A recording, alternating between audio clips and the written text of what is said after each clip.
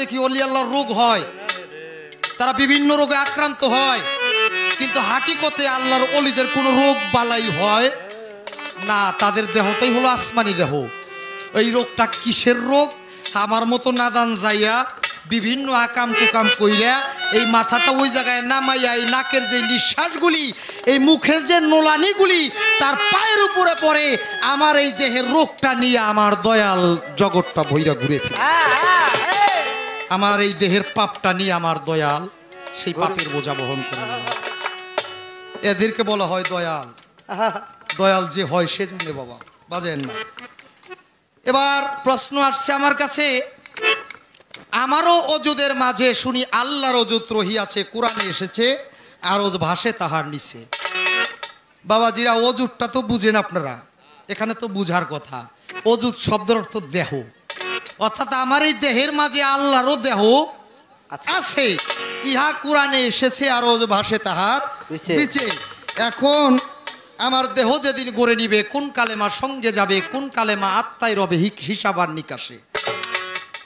এখন তার একটি কথা জোরালো ভাবে আমাকে বলতেই হবে, যে কথাটি হলো আজাহার কয় উত্তর করো, শুনি দিল খোলসে, মানব দেহে 7 জন নবী 7 কালেমায় রহিয়াছে। জবাব করব। তার আগে হাদিস কুরসির ভিতর পড়ে দেখলাম, সেখানে আমার দয়াল নবী বলেছেন, এই কালেমা একটা মানুষ যদি 1000 12 পাঠ করে, এরপরও এই কালেমা কাল রোজ হাসরে হ্যান্ডকাপ হইয়া টানতে টানতে ওই ব্যক্তির জাহান্নামের ভিতর নিক্ষেপ করে। আবার কোনো মানুষ যদি বাবা দেখিয়া শুনিয়া তাহাক্কুল করিয়া জীবনে একটা বার এই কালেমা পাঠ করতে পারে, ওই ব্যক্তি বিনা হিসাবেই জান্নাতে চলে যাবে। কালেমা এমন একটি বিষয় বাবা, কালেমা পড়ার বস্তু না, কালেমা হলো দেখার বস্তু। অনেক কথাই বলার ছিল, একটু ছোট দাদা। আল্লাহ পাক তার নূরকে যখন খণ্ডিত করলেন বাবা, এক খণ্ড নূর হতে বানাইলেন আরশ, কুরসি, লৌহে কলম। কলমকে বানাই আপনারা সকলেই জানেন, এটা আমি জানি। কলমকে বানাই আল্লাহ পাক আরশের গায়ে হুকুম করলেন, হে কলম তুমি লেখো লা ইলাহা ইল্লাল্লাহ। কলম লা ইলাহা ইল্লাল্লাহ লিখে 70,000 বছর পর্যন্ত কলমটা থেমে রইল। আল্লাহর কাছে ফরিয়াদ করতে লাগলো, মাওলা লা ইলাহা ইল্লাল্লাহ তো লিখলাম, এখন আমি কি লিখবো? কলেমার কলম আল্লাহর কাছে বলতেছে। আল্লাহ বলে, এবার তুমি ওই জায়গায় লেখো মুহাম্মাদুর রাসূলুল্লাহ সাল্লাল্লাহু আলাইহি ওয়াসাল্লাম। কথাটা শোনার সাথে সাথে হাদিস প্রমাণ করে, কলমটা একটা ঝাঁকি মারে, ঝাঁকি মারার সাথে সাথে কলমের মাথাটা ফেটে যায়। কলমের মাথা ফাইটা কিছু কালি জরে বাবা, যেই কালির দ্বারায় আরো কলেমার সৃষ্টি হয়েছে। এই যে এখানে বসা দেখতেছেন না, এ প্রত্যেকটা এক একটা কালেমার নকশা।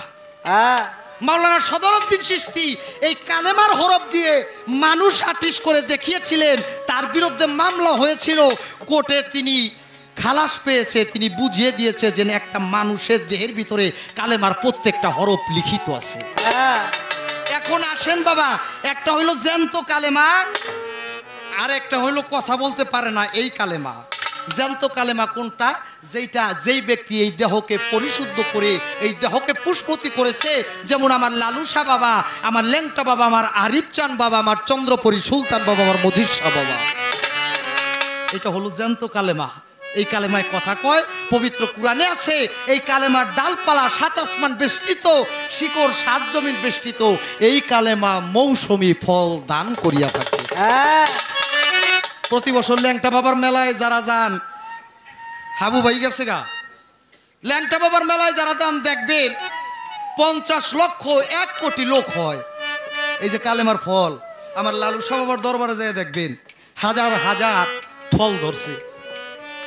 আমার শালুসা বাবার দরবারে গেলি দেখা যায়। এখন তার কালেমা সম্পর্কে, এই কালেমা কোথা থেকে আসলো, এই কালেমা কিভাবে লেখালেখি হইল, এই সম্পর্কে একটা গান আমি রাখলেই আমার মনে হয় তার জবাবটা হয়ে যাবে।